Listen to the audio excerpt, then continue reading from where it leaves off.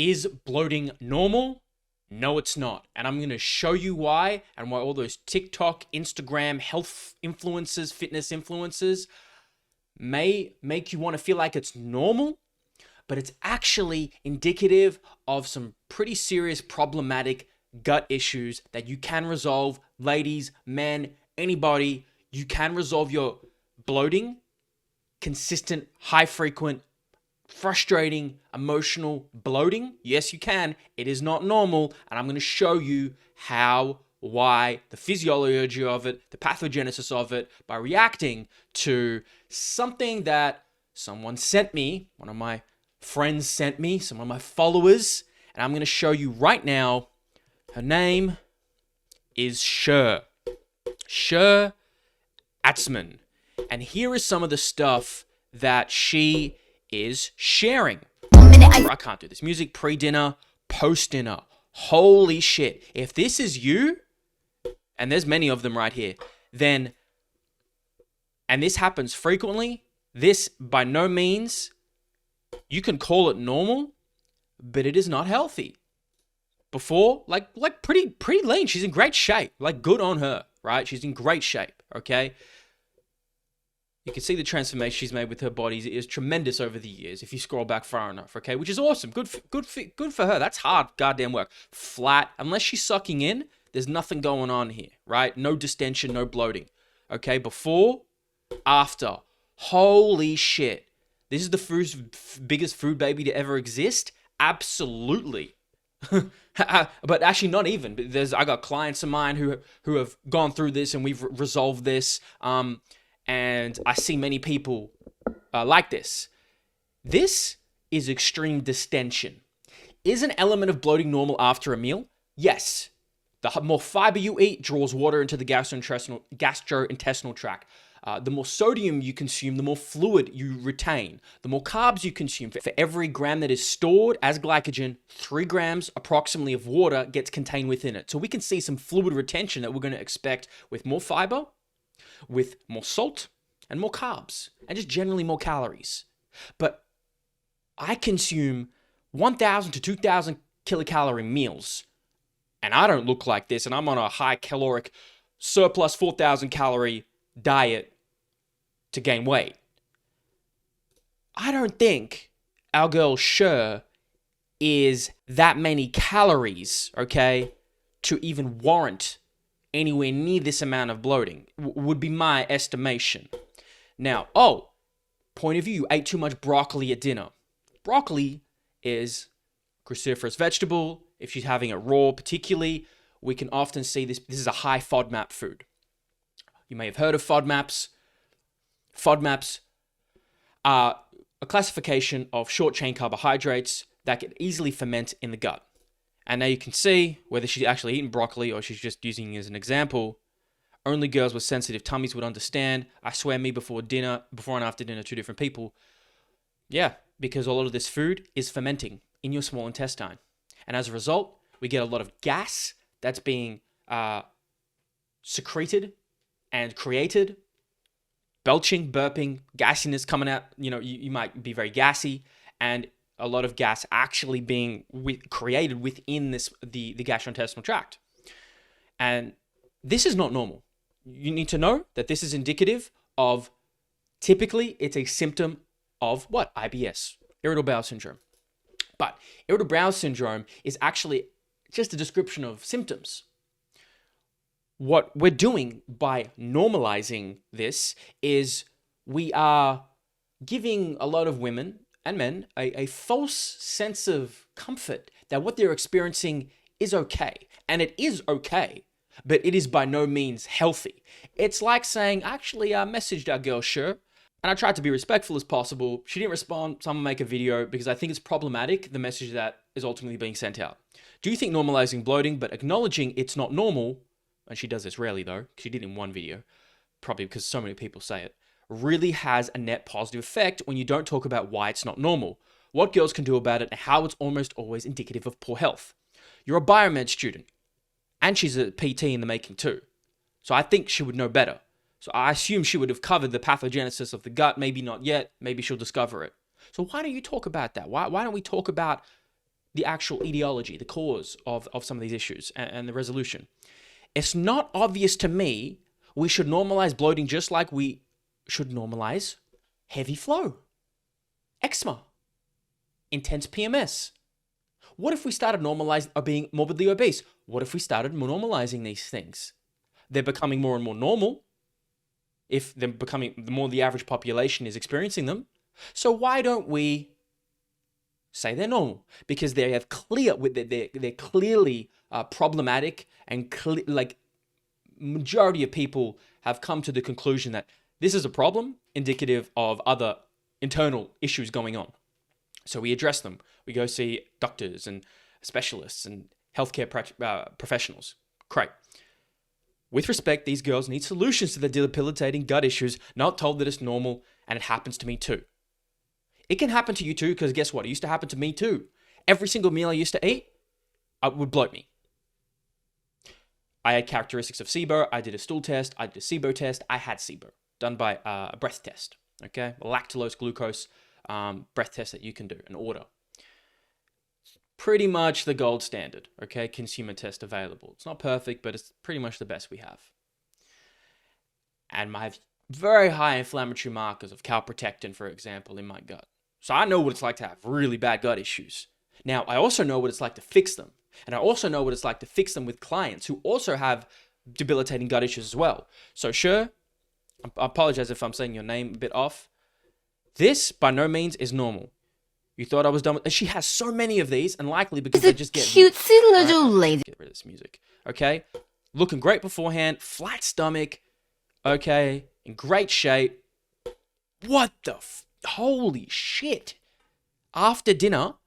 Sure, unless Shir is eating 2,000-3,000 calories, a shit ton of like liquids and fiber and water and carbonation, then this is not normal. You can consume a 500 to 1,000 calorie normal sized meal, and you should be able to digest its constituent carbs, fats, proteins adequately without this distension. This is beyond bloating. This is now what we call distension, and this can be characterized looking something like this.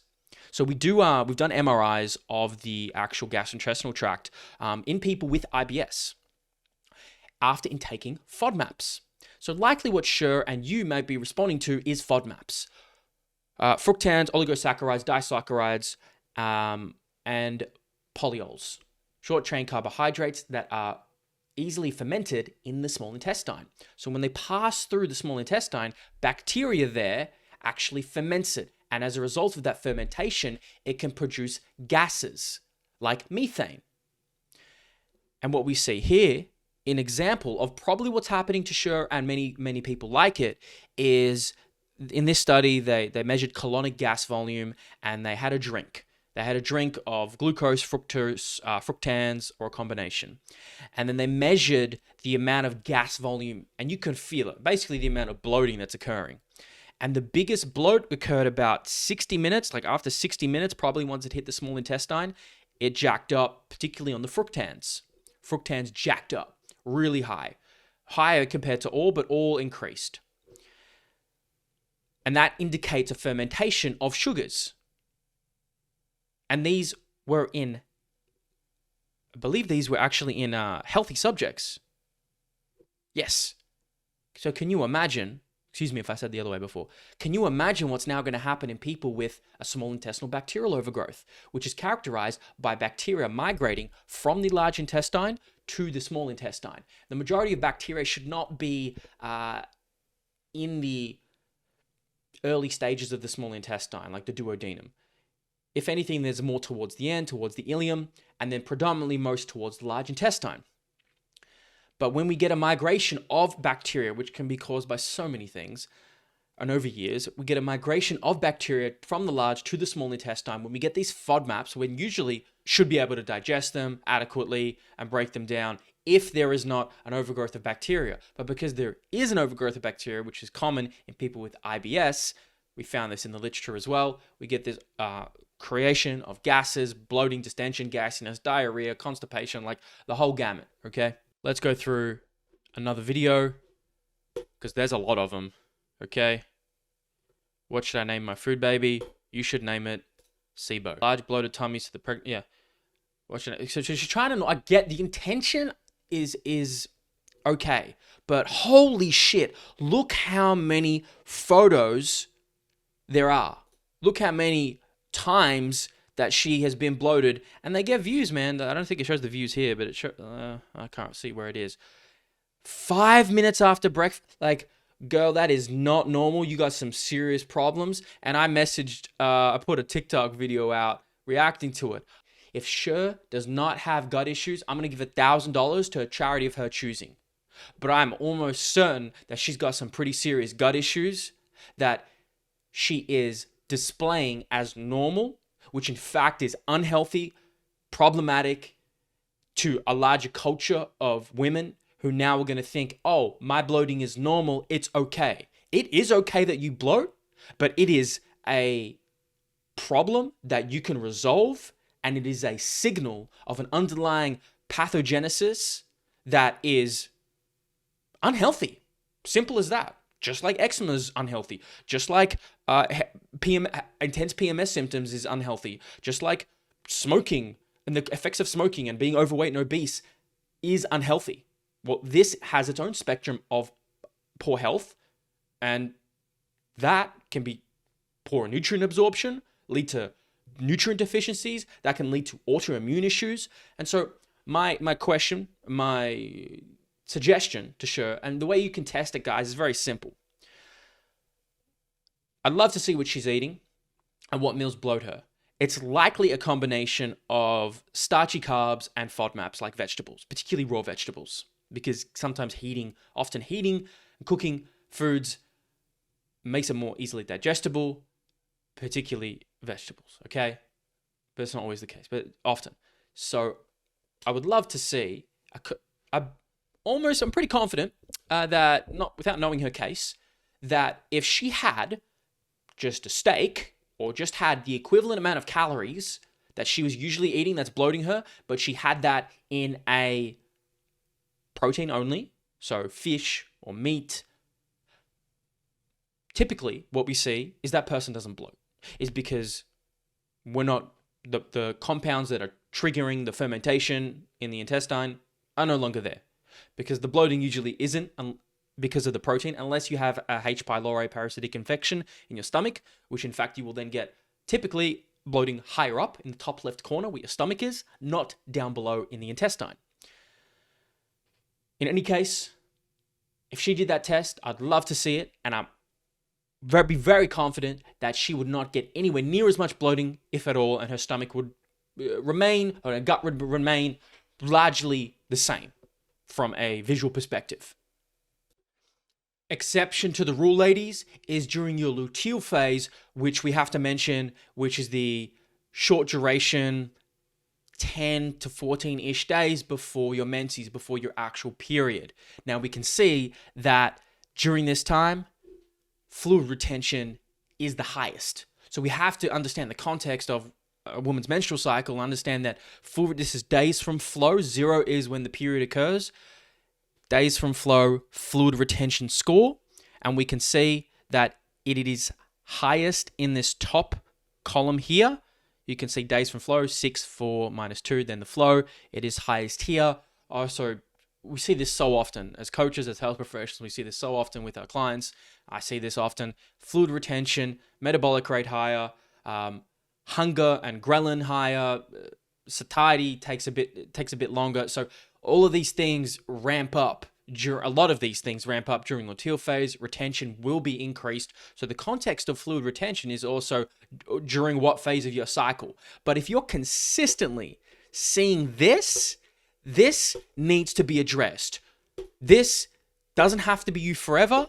This is literally part of what I do as a coach, but please, you don't have to see me. This is not an advertisement for me. I couldn't care less. There's a lot of great professionals who do this. You want to go see a gastroenterologist? You want to go see Dave O'Brien, Jake Dollarshire, Mandy Hopper? there's so many great people out there. You go see them, you go see me.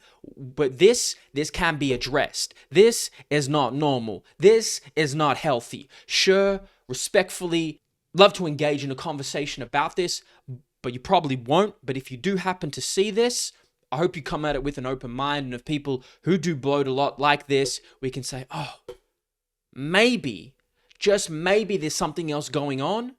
At least be open to that, because it's what we see in the real world, empirically, all the time. And we can fix this, and you can get to the bottom of your bloating, aka gut issues, and it's probably leading into other things as well. Anxiety, skin issues, autoimmune issues, allergies, energy problems, low libido, mood swings. Sound like you? Yeah, sounds like every second female client who I work with. This is what we do. But please know, ladies, guys, you can get to the bottom of it. You can address it. It may be normal, but it's not healthy. There is light at the end of the tunnel. You just have to be willing to invest in people with the answers to help you get there, or at least begin doing research on your own to figure out a low FODMAP diet, to figure out the appropriate strategies, whether it's antibiotics or whether it's an antimicrobial combination, to address the overgrowth of bacteria in your small intestine and work on eliminating the overgrowth, repairing and healing the gut, and addressing lifestyle, stress management, nutritional deficiencies, etc., that got you to this point where you have gut issues and energy problems and a whole host of other issues that you might be dealing with. There's a root cause to it, and accepting it as normal does not actually get to that root cause. But you stay treading water when you could be swimming. Your choice. Hope it's helpful. I'm Alexander, Strength of Saad. If you guys want to see more, you can follow Strength of Saad on Instagram, YouTube, TikTok. Can't believe I'm saying that for the first time. Crazy. It's business only. strengthofsaad.com. If you guys want to know more about coaching services and what we offer.